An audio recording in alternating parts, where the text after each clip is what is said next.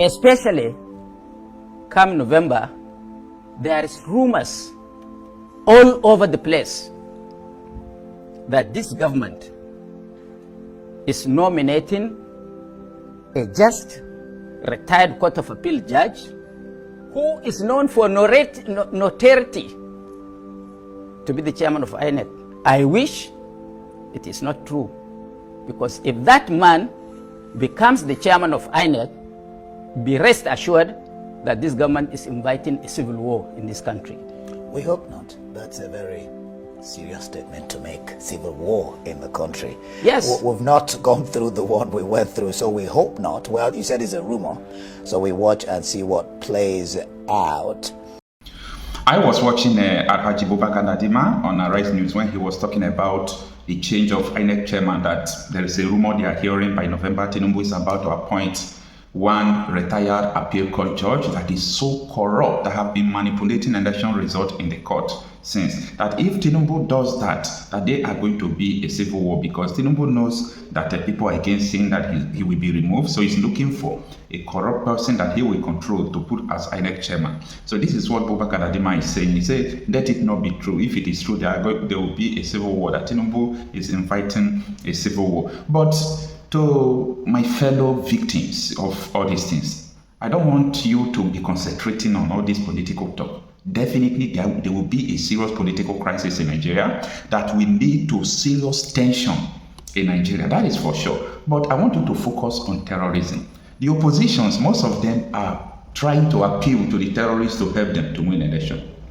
The incumbent APC, they have been doing it before. They are entering into peace deal, trying to appease terrorists, so that they will help them to win election. Where two elephant fights, the poor people will always suffer in. The poor people, the victims who are supposed to rise against all these people that have destroyed our destinies.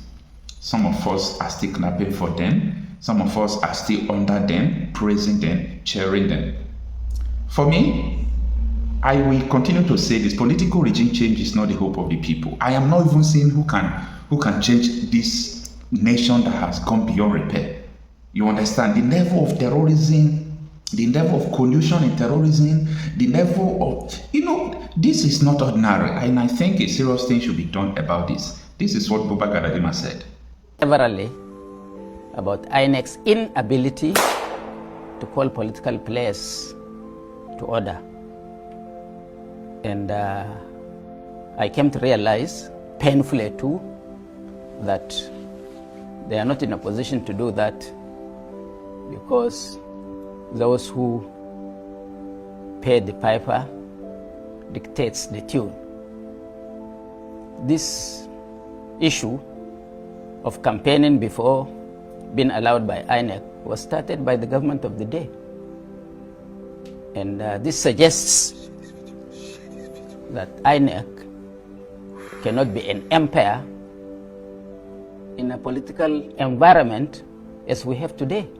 If they don't have the lever to even say, please, don't, we have not yet allowed politicians to start.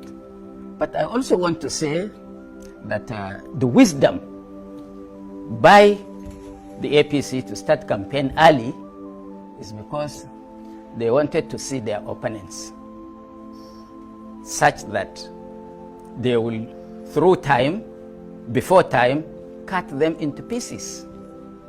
And I saw some of my friends in the opposition just fall into the trap because they are not seasoned politicians. They are opportunists in politics.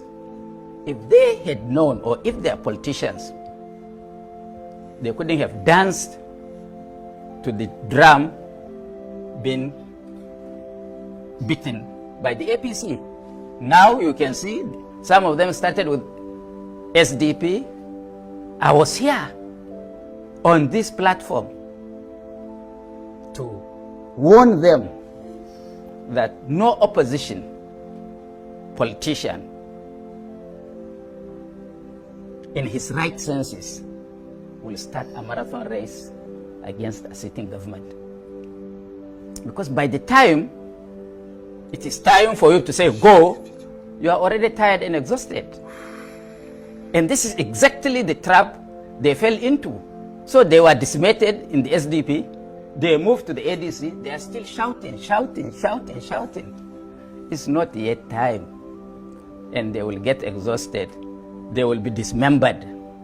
Especially come November, there is rumors all over the place that this government is nominating a just retired Court of Appeal judge who is known for notoriety to be the chairman of INEC.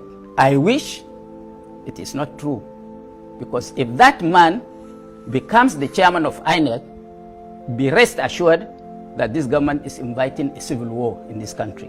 We hope not. That's a very serious statement to make. Civil war in the country. Yes. We've not gone through the one we went through, so we hope not. Well, you said it's a rumor, so we watch and see what plays out. Now, the last elections, past local government elections in Rivers and the by-elections just held, APC dwarfed all the parties. Would you say this is a sign of things to come in 2027? No, they didn't dwarf anybody. They won 12 out of 16 in the by-elections. They didn't win a single one. They announced themselves as winners. I don't understand. Yes. Clarify. It's okay. At least I have one example to give. Which one? In Kanu, there were 2 by-elections. And all the by-elections were to fill a position created either by death or inconclusive election against the APC. And we took all.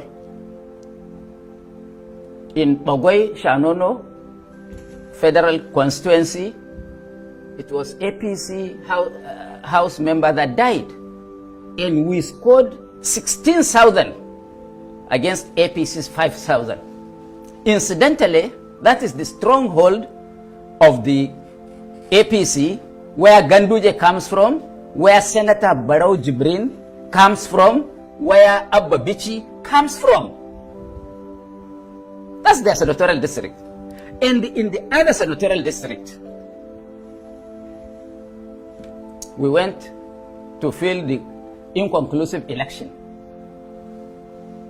The APC, the NNPP, scored 5,700 plus votes, while the APC scored only 265. That shows the growing popularity of the NNPP. However, they asked innocent party men, our party men, to say that they will not announce the results until they come to the APC in INEC headquarters in Kanu. Which electoral law says that you cannot announce the results in the constituency where, or polling booth where those results were generated? Immediately they came. Even the commissioner of police and the director of SSS in Kano at that venue said there was a peaceful, free and peaceful election. But when they came to Kano, they said that, look, that there was violence. So we are cancelling this election in Kunchi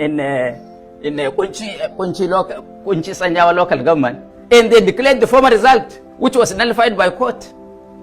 So as far as we are concerned, of course, they have INEC in their pocket. They can nullify the results. But the whole world knew that we won. And let me give you another example. There were 5 polling units for an inconclusive election in Galadinma of Zamfara State. Over 30,000 soldiers were drafted to Zamfara. For 5 units, polling booths election, 30,000. And people were beaten up, people were maimed by the military and sacked. And they wrote results for themselves and announced. When this election was going on that day in Galadinma, bandits were beheading people in adjacent to local government of Shinkafi, just near Galadinma. But there were no soldiers to attend to the masses that were being slaughtered. Let's just assume, for purposes of trying to correct things, that this happened or this occurred. How do we, or you, or the nation begin to guard against such instances so that votes of the people can count? Well, this government is not arranged. This government is not organizing. Is not ready to organize a free and fair election. Why do you say that? From their antics, you know how they're destabilizing the parties? That suggests that they don't want to an opposition at all during the election. But I want to assure them that there will be opposition, and if they don't change their style of governance, they will lose this election. What's the ideology of your party? And some have said that NNPP is a local player. It's just the Kanu, that region, that particular small crocosm. Why don't you make alliances? Why don't you join coalitions, to broaden your base? Thank you. First, how many registered voters in Kanu? 6-7 million. Now we are over 8 million. With what figure did President Ahmed Bola Tinubu won the election? I know you won. NNPP won. I say with what figure nationwide? I think that was 8 million plus. So it means that if Kano people could come out, all of them to vote as registered, the man from Kano could have become president. The man who controls Kano could be president. Is that to say that you don't need